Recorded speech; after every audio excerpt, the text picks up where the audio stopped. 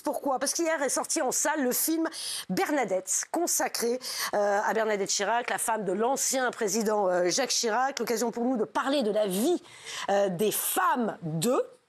On dit toujours que derrière un grand homme, il y a une grande femme, non? C'est oui, ça, Ali? Mais je peux vous confirmer que oui, c'est le cas, mais on ne le sait pas toujours. Bon, on ne le sait pas toujours, et vous le savez. Pourquoi? Vous avez écrit 2 livres, Le couloir de Madame, à propos sur Brigitte Macron. Brigitte Macron, Pénélope Fillon, Béatrice Goualard, qui était la femme de Benoît Hamon, Louis Alliot, qui à l'époque était le compagnon de Marine Le Pen. Enfin, tous ceux qui allaient rentrer dans l'ombre et dans le couloir de Madame. C'est comme ça qu'on appelle l'aile de l'Élysée, où il y a le bureau de la Première Dame. Voilà, et ça, donc vous connaissez tous les secrets, les coulisses et la frondeuse avec Christophe Jacubizine sur Valérie Trierweiler. D'abord, vous avez vu le film Bernadette Chirac? Qui l'a vu? Malheureusement, non. Ah, tu l'as vu, oui, Sacha? Oui, moi je l'ai vu. Je l'ai vu hier soir.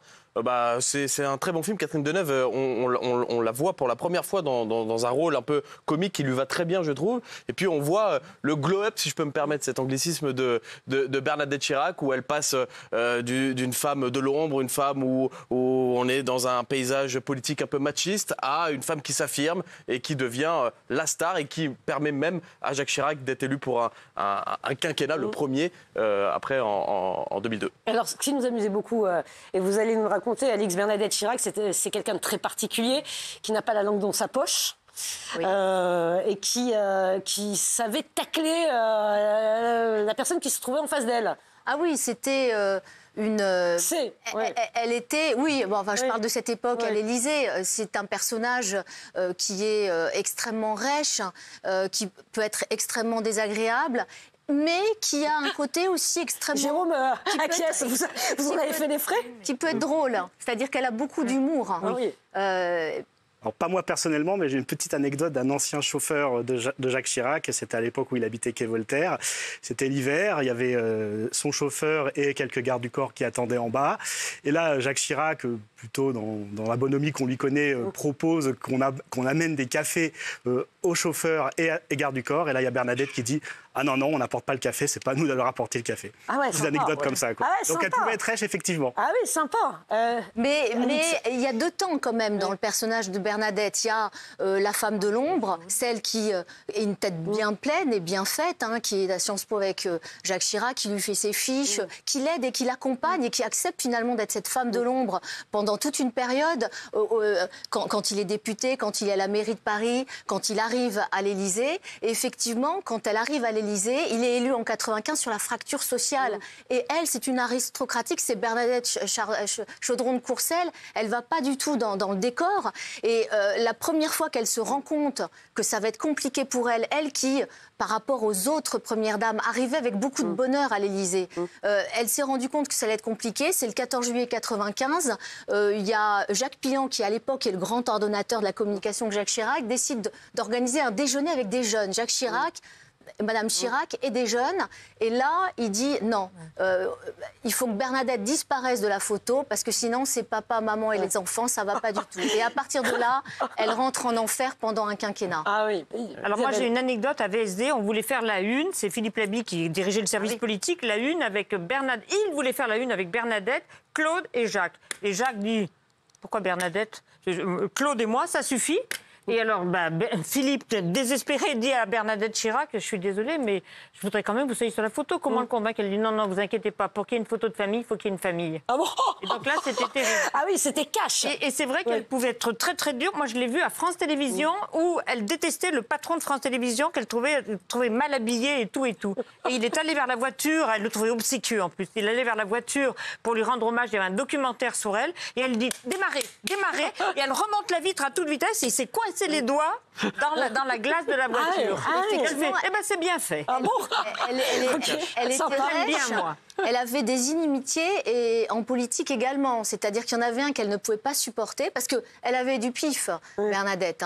Elle a vu des choses. 2002, Jean-Marie Le Pen au second tour, elle l'a vu. La dissolution de 97, elle a toujours trouvé que c'était une énorme connerie, si je puis me permettre.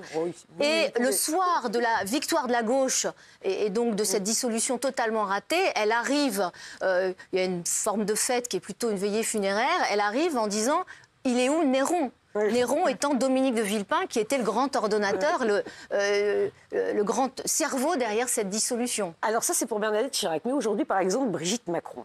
Alors Brigitte Macron, effectivement, on commente encore aujourd'hui, je ne sais pas si c'est encore d'actualité, mais ses tenues, son look. C'est quoi son rôle exactement à Brigitte Macron? Brigitte Macron, elle a une chance, c'est finalement d'être arrivée à l'Élysée à un moment où elle était retraitée de l'éducation nationale et elle n'a pas eu ce choix très cruel qu'ont eu certaines précédentes premières dames. Je pense à Valérie Trierweiler qui était une journaliste active et qui s'est retrouvée jeune à l'Élysée en se disant « Mon Dieu, qu'est-ce que je vais faire de moi ? Je ne suis pas une femme d'eux. » Et à qui les hommes de l'Élysée? Parce que honnêtement, être première dame, c'est pas un champ de roses. Hein. Les hommes du président, ils n'ont pas du tout envie d'être embêtés avec la première dame et les états d'âme d'une première dame. Donc, ils n'en ont rien à faire. Donc, la première dame, elle se démerde toute seule. Et donc, Valérie Trierweiler, qui l'entourent, des assistantes. Elle a deux collaborateurs. Deux collaborateurs, oui. Ouais, enfin, ça dépend des premières dames. Il y en a qui ont eu plus ou moins. Mais Valérie Trierweiler, ça a été une grande solitude. Quand elle est arrivée, finalement, elle se dit « Mais il est où le petit manuel pour m'expliquer comment je vais être première dame ?» Eh ben non, elle se débrouille toute seule. Elle a beaucoup parlé avec Carla Bruni-Sarkozy, qui, elle, a vécu ça de manière... en fait, elle a fait le deuil d'elle-même pendant 5 ans. Elle a été d'une discrétion absolue. Elle a fait la potiche parfaite. Si. Mais oui, parce que c'est vrai que là, on est en train de débattre de la première dame. Mais pourquoi ne peut-on pas considérer que c'est une citoyenne lambda? Regardez, le mari d'Angela Merkel, Joachim Sauer, personne ne connaît qui il est. C'est un prof de chimie, il fait sa vie. Pourquoi c'est pas comme ça en France? Dont un à l'opéra une fois l'an. Bien sûr. Mais parce que les femmes, les premières dames, elles ont quand même un rôle social. Elles accompagnent leur mari, elles reçoivent beaucoup de courriers. Elles n'ont pas de budget, donc elles se retrouvent encore sous la coupe du budget de l'Élysée.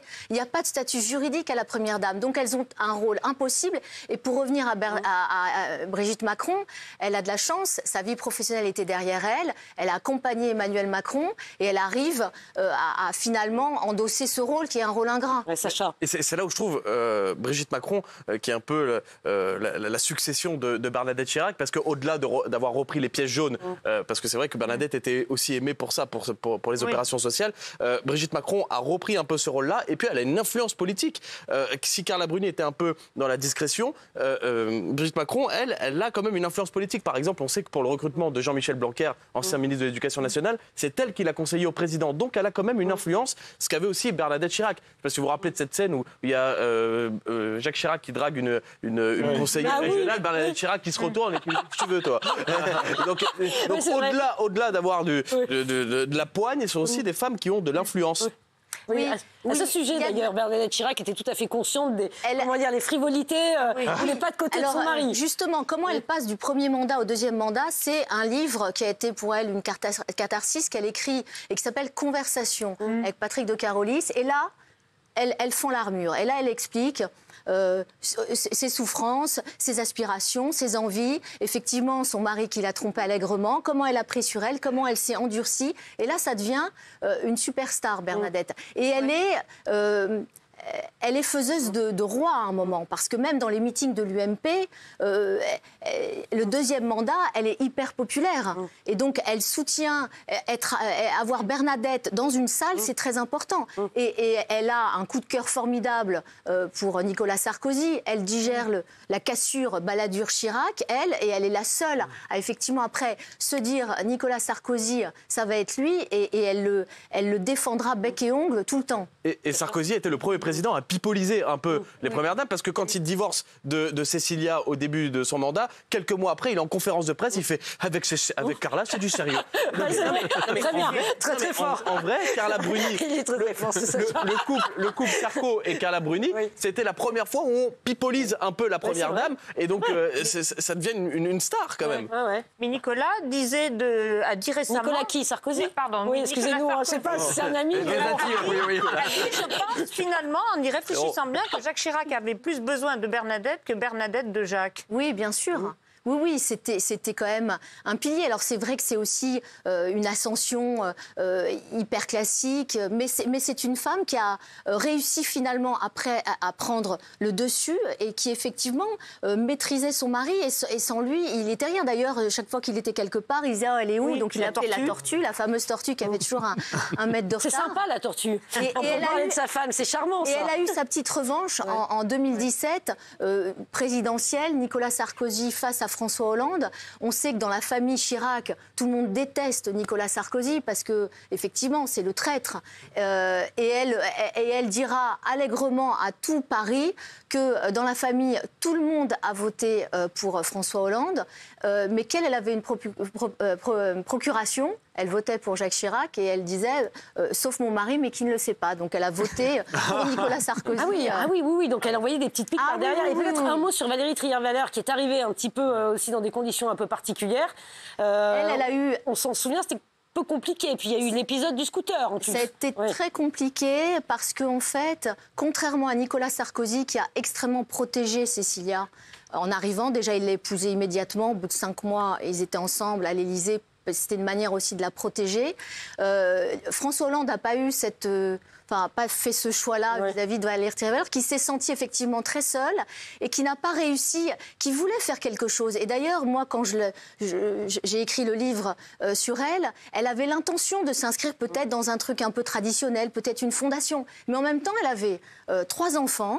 Elle n'était pas mariée à François Hollande. Et elle s'est dit, mais moi, je ne peux pas lâcher mon job pendant 5 ans. Qu'est-ce que je deviens dans 5 ans? Qui va nourrir mes enfants? Donc, on l'a mise dans une situation impossible. Elle n'était pas protégée, et d'où les complications qui ont suivi. Valérie Trierweiler, c'est la première dame à souligner qu'il y a une hypocrisie au niveau du statut. Vous disiez tout à l'heure qu'il n'y avait pas de statut de première dame. En 2017, Emmanuel Macron, c'est le premier président qui a mis en place une charte de la transparence avec plusieurs missions, la représentation de la France aux côtés du président, le soutien aux actions caritatives, répondre aux courriers, tout ça. Ça n'existait pas avant. Et même maintenant, le budget qui est alloué, entre guillemets, à la première dame est public. Par exemple, pour Brigitte Macron, on sait que ça représente 0,28% du budget de l'Élysée. 315 000 euros. Ça nous donne pas un chiffre, ça, 315 000 euros. Ah, 315 000 euros, 315 000 euros. Mais c'est un peu de la poudre aux yeux, parce que ça reste le budget de l'Élysée. Donc, monsieur décide d'attribuer une petite somme à madame. C'est quand même incroyable. Non, mais c'est quand même incroyable. On est en 2023, il n'y a que nous qui fonctionnons comme ça. Et là où c'est encore la vieille école, ça marche comme ça à l'étranger? Non, ça ne marche pas comme ça à l'étranger, parce que dans beaucoup de pays, il y a un statut justement de la première dame. Aux États-Unis, c'est extrêmement réglementé. À l'époque, Michelle Obama, elle avait vraiment son staff, son budget. Et puis, elle s'inscrivait dans des causes. Voilà, il y avait une forme de récurrence. Michelle Obama, c'était la lutte contre l'obésité. C'était aussi le lien avec les femmes de militaires. Non, là-bas, c'est orchestré, c'est cadré. En France, c'est le bazar. Il faut que ça se change quand même. C'est la loi. Mais là où c'est encore d'ailleurs la vieille école en France, c'est qu'il faut que le président de la République soit marié avec sa compagne. C'est-à-dire que si c'est une relation... C'est pas légal, Alix. Il n'y a aucune obligation légale. Non, mais pour les voyages diplomatiques, en l'occurrence, parfois, la compagne ne va pas forcément accompagner le président de la République. Premier voyage de François Hollande, premier déplacement, il est élu président, il va aux États-Unis. Et là, CNN, la presse est totalement déboussolée. Comment on va l'appeler? On ne peut pas l'appeler de First Lady, donc on l'appelle de First Girlfriend. Absolument. Ah bon? Ah oui. On s'en souvient. Et quand ils ont divorcé, d'ailleurs, juste après avoir divorcé, après s'être séparé de Valérie Trierweiler, on voit effectivement François Hollande qui doit faire un voyage aux États-Unis et qui est entouré de Michelle Obama et Barack Obama, et lui, il est tout seul. Donc même en termes d'image, d'ailleurs, quand le président est célibataire, c'est assez particulier. Oui. Ouais. Bon. Voilà, donc enfin nous, il va falloir que ça bouge un peu peut-être en France. L'enveloppe donnée par l'Élysée, pas vraiment de statut. Enfin, voilà, c'est un peu poussiéreux tout ça, non? Voilà, un peu poussiéreux. On va voir en 2027 qui sera à cette place-là. Vous avez une idée? Non. Et vous n'allez pas vous engager sur ces rares, vous avez bien raison.